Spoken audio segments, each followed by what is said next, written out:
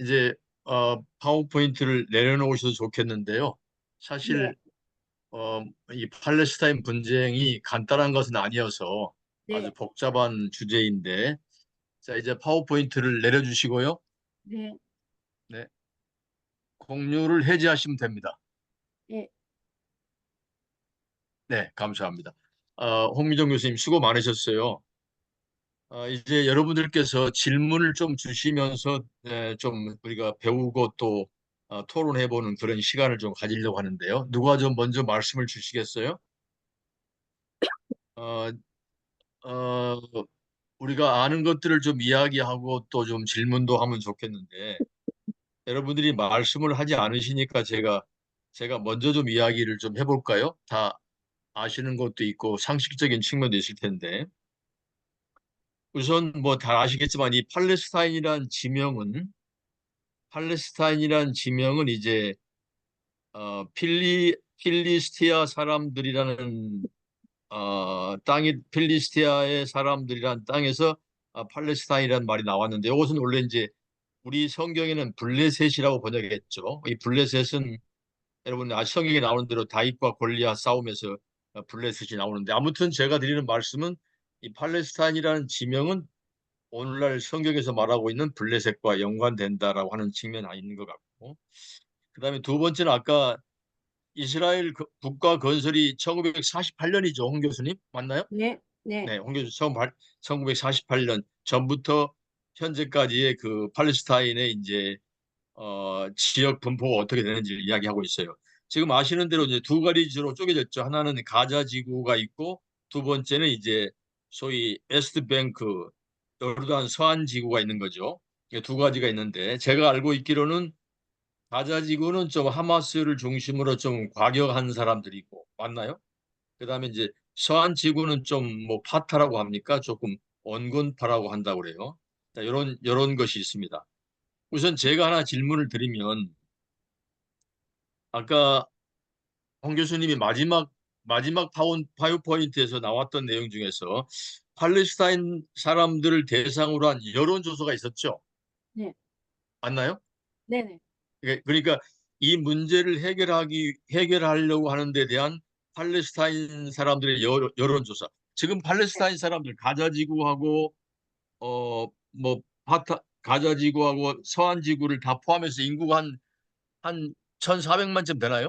아니요, 아니요. 그 지금 뭐냐면 아니 대체로 인구가 얼마쯤 되죠? 한 그 대체로 가자에 있는 사람들이 한 210에서 200 지금 20, 30 이렇게 하거든요. 이게 자료마다 서한은 틀린데요. 서한은요?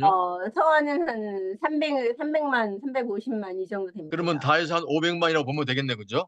그런데 이제 이스라엘 내부에도 또 200만이 있거든요. 이스라엘 내부에 있는 또 아랍 내부에 사람들. 있는 이스라엘 시민권자들이 있어요. 오케이, 오케이, 좋아요. 네, 네. 네. 그 사람들 얼마쯤 되죠? 그 사람들이 한 200만 그 정도 되죠. 그렇게나 많습니까? 그래서 200만 정도? 그래서 전체가 한 700만이 조금 넘고요. 네네. 이스라엘에서 지금 유대인이라고 그 지역에서 히스토리컬 팔레스타인은 위임통치 영역 영국의 위임통치 영역이었던 그 지역에서 지금 인구가 유대인이라고 분류되는 사람들이 한 700만 정도 되고요. 700만. 그러니까 네네. 그러니까 결국은 아랍 사람 700만, 유대인 700만이 셈이 되겠네요, 네, 근데 이건. 조금 이제 아랍 사람이 더 많다는 거죠. 네네, 알겠습니다. 네. 그러니까 제가 드리는 말씀 뭐냐면 팔레스타인에 있는 아랍 사람들의 여론조사, 그 사람들은 이 사태를 어떻게 바라보고 있고 어떻게 해결되기를 바라는가에 대한 여론조사가 있을 테고, 두 번째 네네. 또 하나, 이제 이스라엘 사람들, 유대 국가죠. 이스라엘 국가 사람들 속에서 이제 네타냐후 같은 시온주의자, 쉽게 말하면 극단적인 뭐 보수라고 할까 이런 사람도 있을 테고, 또 하나 이스라엘은 그래도 또 좀 뭐 온건주의자 내지는 뭐 양심적인 세력 내지는 진보주의자. 그러니까 제가 드리는 질문의 핵심은 뭐냐면 이스라엘 국가에 있는 정파들의 정치적 견해, 이 팔레스타인 분쟁을 바라보는 이스라엘 내부의 정치적인 견해와 두 번째 아까 팔레스타인에 있는 아랍 사람들의 여론 분포도는 어떤가? 이게 이제 제 질문입니다. 네. 네, 근데요. 이따가 좀 말씀 주십시오. 홍 교수님 아, 지금 메모해 두셨다가 예, 예. 이따가 다른 사람들이 질문할 때 함께 말씀 주시면 좋겠고요. 자, 제가 이렇게 다른 사람들 질문을 좀 유도하기 위해서 제가 말씀을 좀 꺼냈던 것 같아요. 자, 누가 두 번째 누가 좀 질문을 주실래요? 어? 질문이 없으십니까? 질문이 없으시면 질문 그러면 제가 하나 할게요. 누구요? 누구시죠? 김창완입니다. 제가 김창완. 간단한 거 좀 하나 네, 하겠습니다. 김창완 쌤님. 네, 질문 주십시오. 네네. 그, 이게 좀 요번 논대하고 조금 좀 벗어났을지 모르겠는데 미국의 역할인데요. 그 미국의 역할이 겉으로는 굉장히 평화주의고 경찰인 것처럼 보이지만 실제로는 지금 이스라엘 네타냐후 정부를 거의 지원해주고 있잖아요. 네. 처음부터 끝까지. 네. 그러면서 무슨 그 팔레스타인 국가 건설을 갖다가 돕겠다 뭐 이런 얘기는 다 거짓말 같은데요.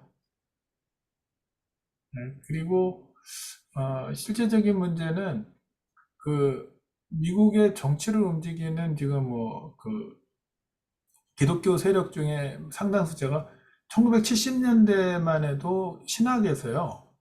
그 지금 이스라엘이라는 국가를 신학적으로 이거 뭐 종교적으로 이게 그 성서적인 뭐 이스라엘을 대체한 것이다 이런 식으로 얘기를 안 했거든요. 근데 이게 2000년대 이후에 오면요, 상당히 많은 미국의 신학교에서 지금의 이스라엘을 굉장히 지지하는 쪽이 마치 기독교 입장인 것처럼 그게 변질됐거든요, 기독교 신학이. 이게 저는 상당히 많은 미국의 유대계 자본주의자들의 농간에 기독교가 놀아난 게 아닌가라는 생각을 하고 있거든요. 그래서 미국의 그 정치와 사회 문화를 갖다가 기독교계가 움직이고 있는 일부분을 파악하고 유대교가 로비를 한 것 같다라는 생각을 많이 갖고 있거든요. 이런 거는 지금 여기서 다룰 네. 주제는 아닌 것 같기도 한데. 아니, 중요한 아니, 포인트네요. 네. 그러니까 미국과 기독교 신자들, 미국과 개신교 신자들이 가지고 있는 바라보는 이 팔레스타인 문제, 상당히 네. 그게 여론을 결정하는 데 중요한 것이기 때문에 우리 김창완 선생님 아주 중요한 포인트를 질문 주신 것 같아요. 네, 그렇게 질문하신 걸로 정리하겠습니다. 우선 두 개 먼저 자, 대답을 제가 잠깐만요. 다른 분 하나만 더 질문 받아보고 답변 드릴게요. 다른 분 누가 좀 질문 주실래요? 제가 하나 우리 질문 드릴까요? 예. 네네, 보건석 교수님. 네네. 네. 아니, 뭐 저는 강의 통해서 이런 중동 분쟁에 대한 전체적인 그림을 그려주셔서 너무 감사드리고요. 많은 걸 배우는 시간이었습니다.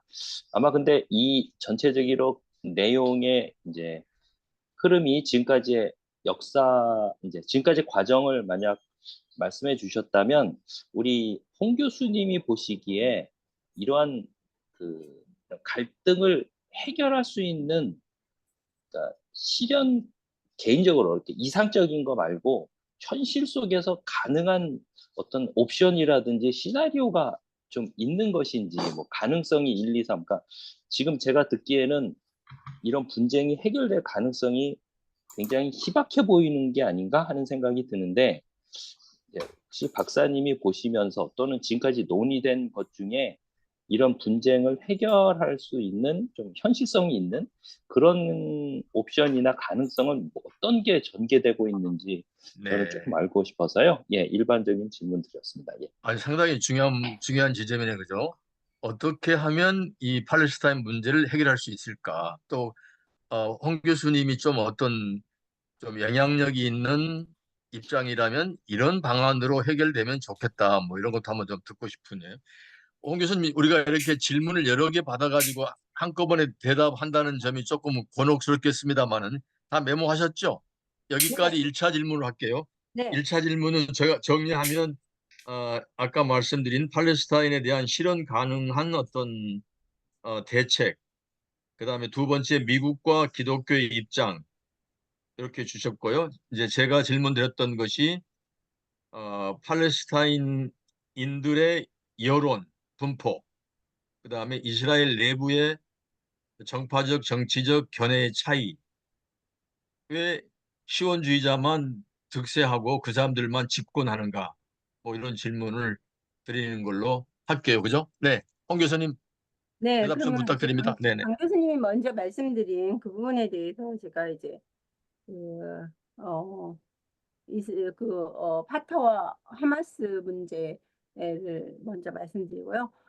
사실 이제 국제 여론에서 그 뭐 가자는 완전히 전부 가자인 사람들 전부 다 하마스라고 생각하잖아요. 근데 사실 그렇지 않습니다.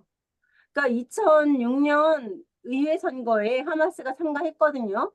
근데 그 하마스가 사실은 그 웨스트뱅크에서 지지를 더 받았어요. 그러니까 압도적으로 사실은 하마스가 승리를 했죠. 왜냐하면 132석 중에서 74석을 하마스가 가져갔고 45석을 파타가 가져갔어요. 그런데 문제는 뭐냐면 66석이 비례대표고 66석이 지역구거든요.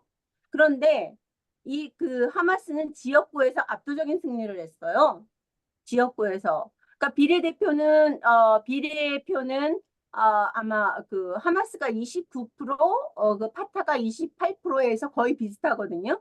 근데 지역구에서 하마스가 압도적으로 승리한 이유는 뭐냐면 제가 그때 국제감시단으로 갔었습니다. 그래서 참가했어요. 그러니까 25년 그 대통령 수반 선거 때도 갔었고요. 감시단으로. 저 혼자 갔어요. 한국에서는. 그다음에 이제 2006년에도 감시단으로 제가 갔었는데 굉장히 공정한 선거였거든요. 그래서 저는 제가 그 선거 감시를 하고 나서 파타가 하마스가 이기겠다라고 했는데 국제 여론에서 전부 다 이제 파타가 이긴다고 나오더라고요. 그래서 그냥 자버렸더니 아침에 일어나니까 하마스가 이겼더라고요. 그거는 뭐냐면 제가 본 결과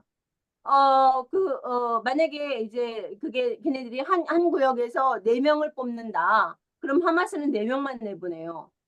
근데 파타는 4명 내보내거든요, 위에서. 근데 나머지 한 10명 정도가 무소속으로 나와버리는 거예요. 그러니까 파타가 당선될 수가 없죠, 지역구에서.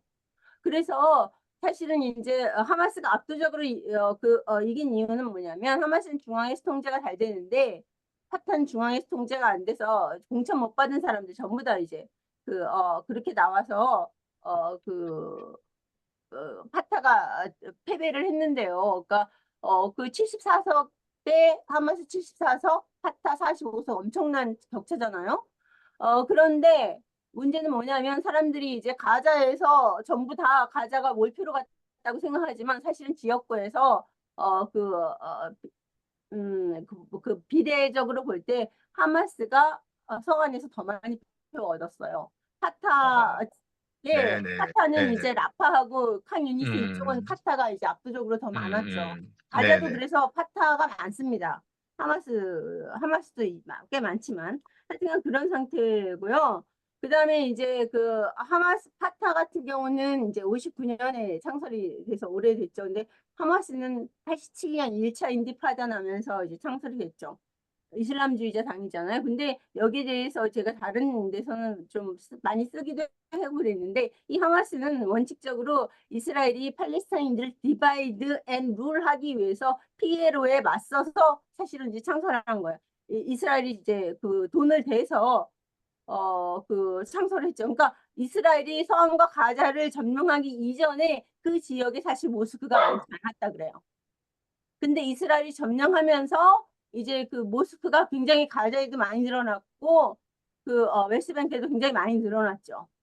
그러니까 왜냐하면 세속주의자 그다음에 이제 사회주의자들에 맞서기 위해서 걔네들을 이스라엘이 많이 키웠다라고 그거는 이제 그 이스라엘 그 군부 통치자들이 인터뷰에서 워싱턴 포스트나 이제 뉴욕타임즈에 다 나오는 얘기들입니다.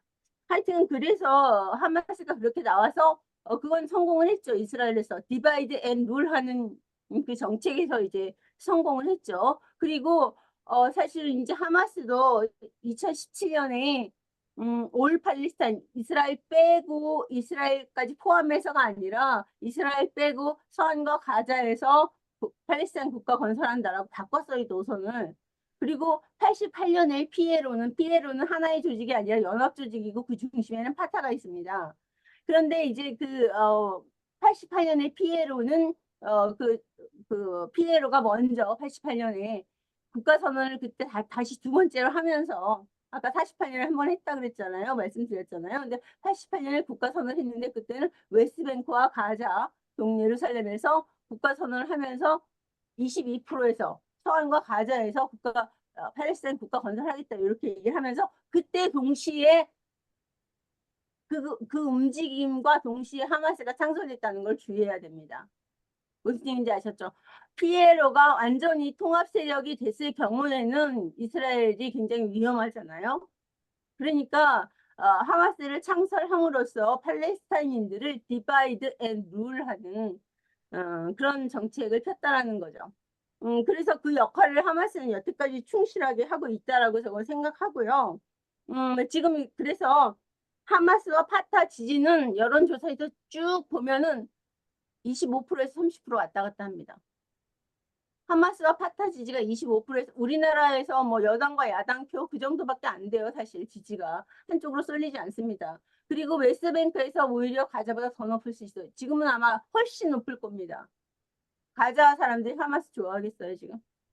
자기는 다 죽이는데. 하여튼 그런 상태고요. 그 다음에 이제 그 이스라엘 같은 경우는 이스라엘은 뭐냐면 지금 초정통파가 한 10% 정도 됩니다. 근데 얘네들이 그 아까 누구예요? 그 와이즈만이라든가 벤구리온 이런 사람들은 세속주의자잖아요. 세큘러들이잖아요. 이 사람들이 20세기부터 그 영국과 연합을 해서 그 이스라엘 국가를 세웠어요. 그래서 벤구리온이 건국의 아버지잖아요. 그 사람도 이제 뭐냐면 1차 세계대전 때 영국군 내부에 있는 유대인 군단으로 참가를 했다가 들어온 사람이에요. 그런데 그 사람들이 세큘러들이 이제 그 권력을 장악하고 계속 이제 위임 통치 내부에서도 얘네들이 이제 선거를 하고 그랬어요. 자기 공동체들, 유대 공동체들 내부에서. 근데 거기 그 계속해서 62년까지 벤구리온이 장악했던 그 당이 전부 다 승리를 했어요. 62년까지. 위임 통치 20년부터 계속해서 62년까지 40년 이상을요.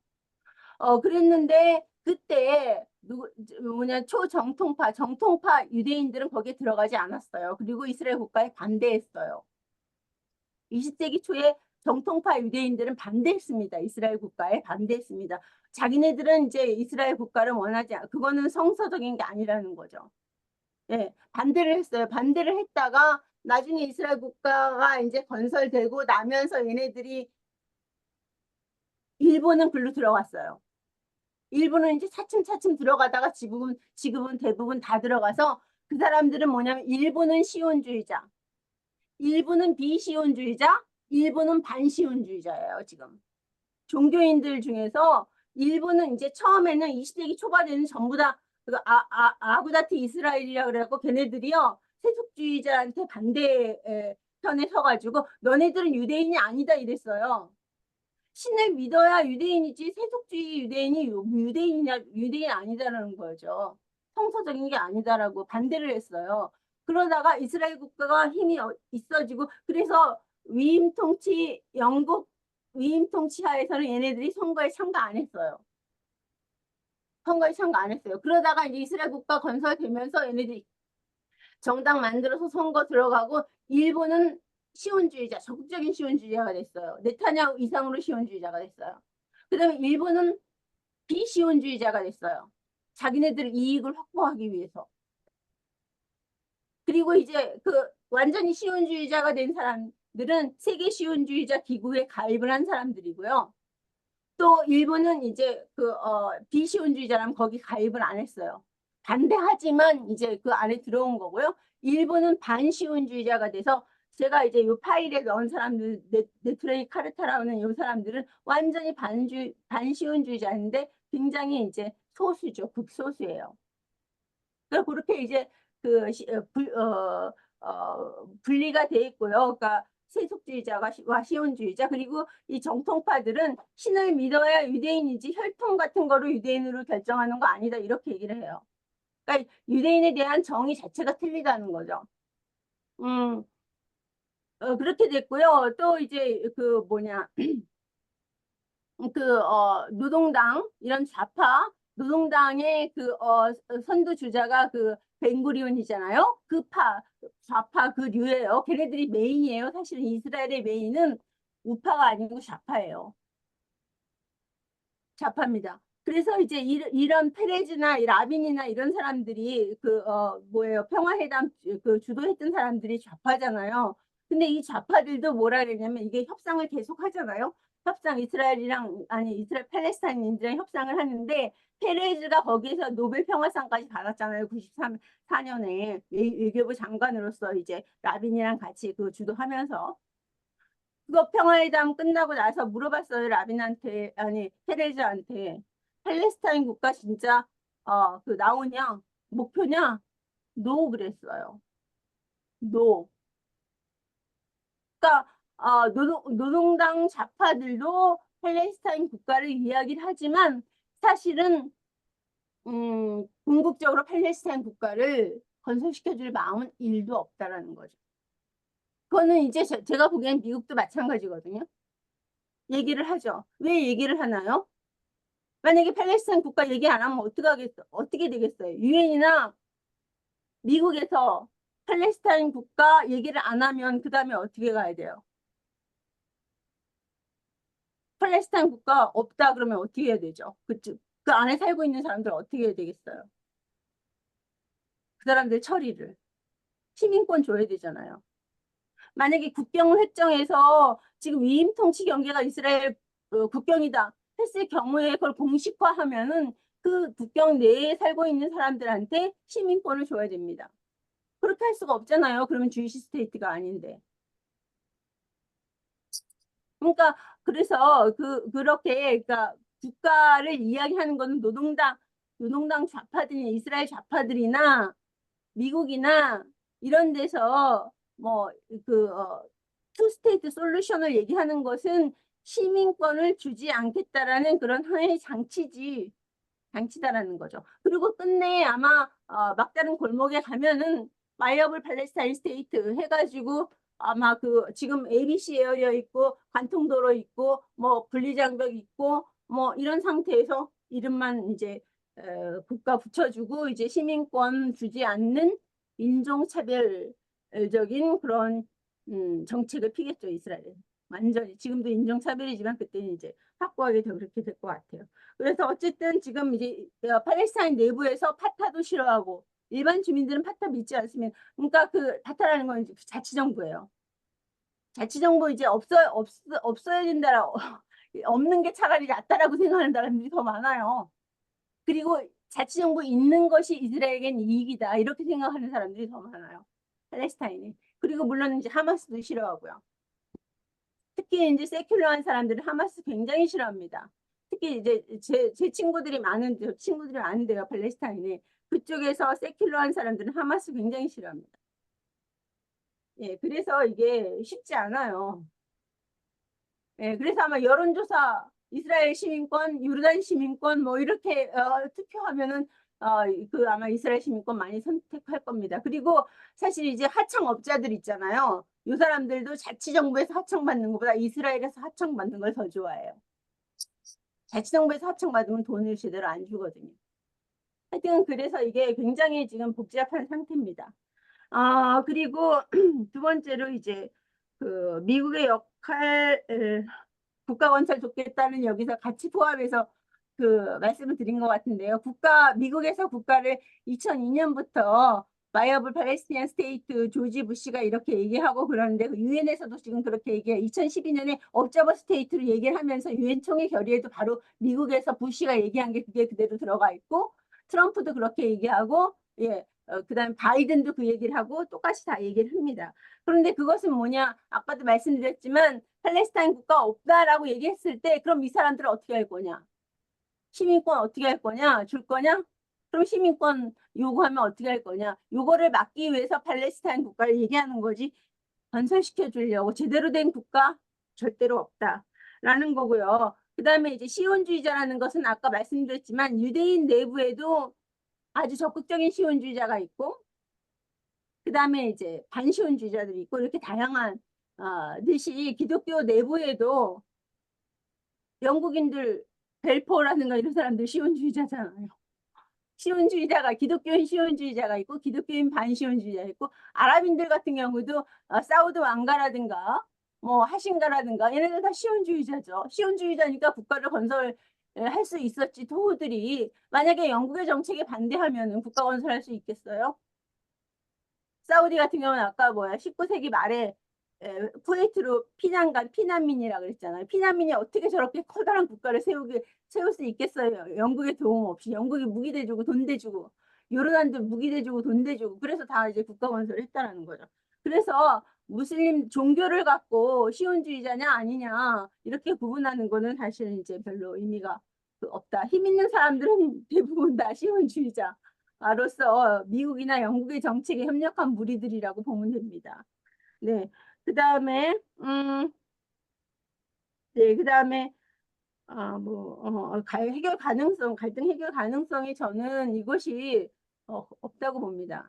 그러니까 왜냐하면 이게 아까도 말씀드렸지만 20세기 초부터 이게 지금 계속된 일이잖아요.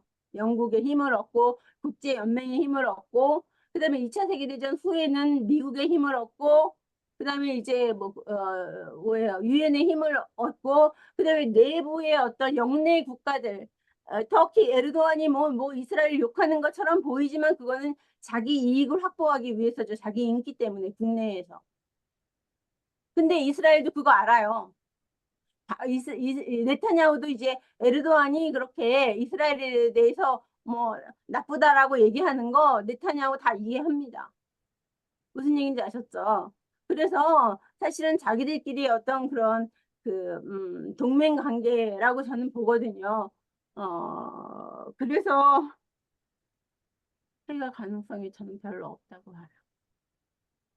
대책을 네. 세울 수가 없어요. 예. 왜냐하면 뭐 하마스를 중심으로 할 수도 없잖아. 이 사람들 보면은 하는 거 보면 되게 엄청 그렇고 또 지금 이란 같은 경우도 이란이 이슬람 지하드하고 하마스하고 막 키워주면서 피해로에 맞서도록 했잖아요. 그러니까 이란이 얘네들을 지원하는 건 사실은 크게 보면은 이스라엘의 어떤 디바이드 앤 룰의 정책에 일환이죠. 게다가 뭐냐면 사우디 내부에서도 아까 아트라지지 이븐 사우드가 유대국가 유대인들한테 팔레스타인 넘겨주는 거에 동의했다라고 그거 폭로한 사람들이 무슬림 형제단 사람들이에요. 그러니까 지금 현재 이집트라든가 사우디라든가 UAE라든가 바레인이라든가 이런 내부의 정부 반대파가 강력한 반대파가 무슬림 형제단이거든요. 카타르라든가. 카타르는 이제 무슬림 형제단을 지원하는 세력이죠. 그래서 카타르가 무슬림 형제단 지원하는데 무슬림 형제단이 아까 뭐예요? 사우디의 그 내부의 정부 반대파라 그랬잖아요, 지금. 무슨 얘기인지 아셨죠? 하마스랑 얘네들 다 연결고리가 있어요. 그러니까 근데 생각해 보세요.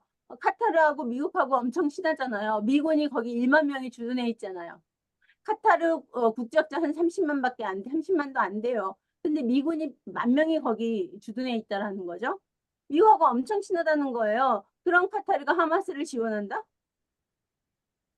이스라엘의 허락 없이 그게 가능하겠어요? 이스라엘이 직접 지원하지 않고 간접 지원하는 거죠. 카타르를 통해서. 하여튼 그래서 이게 굉장히 복잡하기 때문에 가능성이 별로 없어요. 가능성이 있으면 팔레스타인 사람들 엄청 똑똑한데 해결을 하지 않았겠어요. 네. 거기까지. 네, 네. 감사합니다. 여기까지 또 듣고 또 다음 질문 좀 받아보겠습니다.